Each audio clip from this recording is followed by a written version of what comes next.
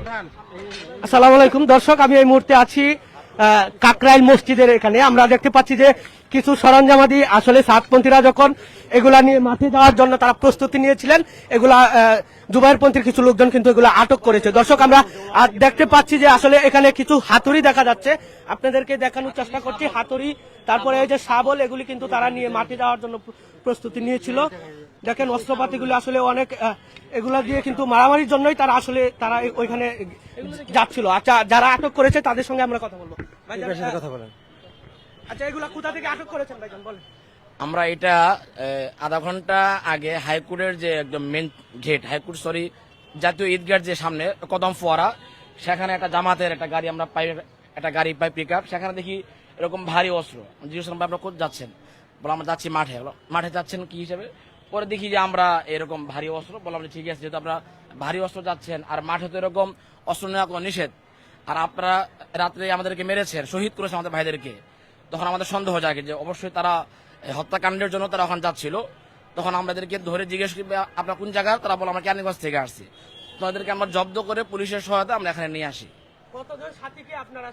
ওদেরকে আমরা 3 জন সাথী পাই, এবং যে সাথীগুলা ছিল তারা আসলে সহজ সরল, তারা এর সঙ্গে জড়িত কিনা আমি জানি না শিওর, তবে তাদেরকে বুঝাইয়া নিয়ে আসছে এখানে, বা অথবা হতে পারে যে ওদেরকে মাধ্যমে অস্ত্রগুলো তারা ঢাকা নিয়ে আসতেছিল। আচ্ছা, এখানে তাদের কোনো সাথীকে আপনারা আটক করেছেন?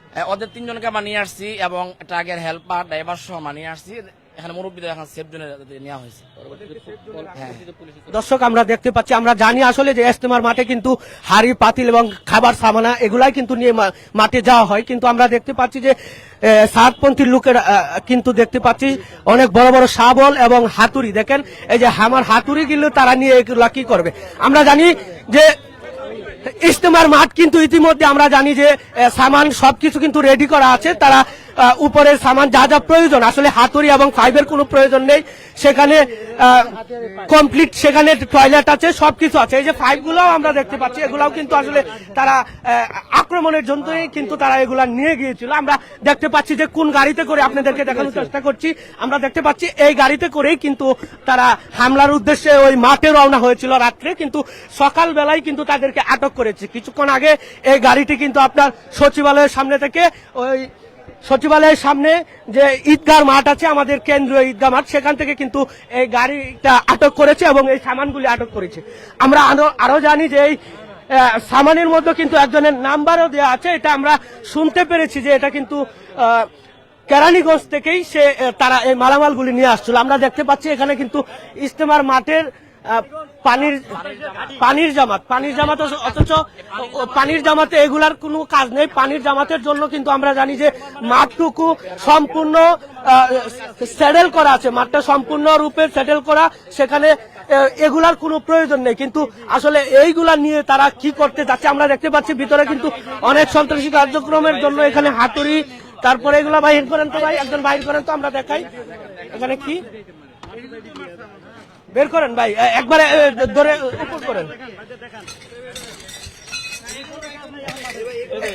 আসলে এগুলি কিন্তু মাঠে কোনো কাজ নেই। আমরা জানি যে মাঠে সম্পূর্ণ কিন্তু সেটিং করা আছে, তারা যাওয়ার পরে কিন্তু মাঠটা তারা ইউজ করতে পারবে, সেটাও আমরা জানি।